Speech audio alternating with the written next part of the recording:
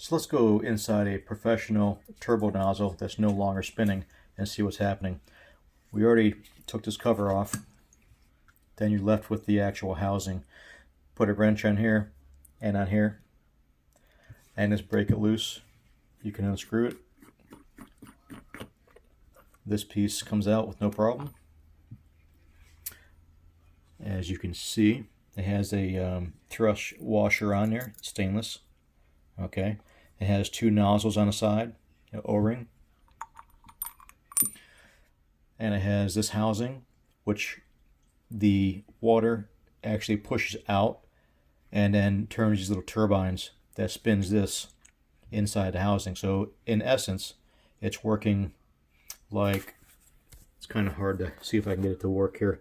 It's spinning around like this and turning that actual piece right there with the ceramic on it, and those washers are riding on the internal of this housing in here.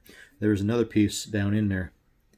Okay, so you can rebuild these. The kit is about I think 25 bucks, 28 bucks, pretty much anywhere, and it's that easy. You just take this piece out, tap it out, put it back in, put this piece obviously in the right spot.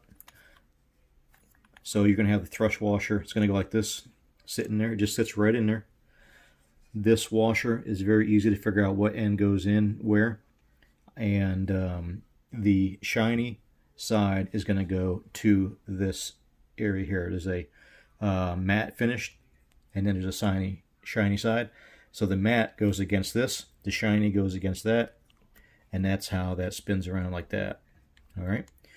So it's that simple to fix. Just reassemble it and snug it up, and you're good to go. But forgot to show you real quick, the porcelain tip here is disintegrated and kind of chipped, so it's not riding like it should. So that's why it's actually freezing up and staying in a spot.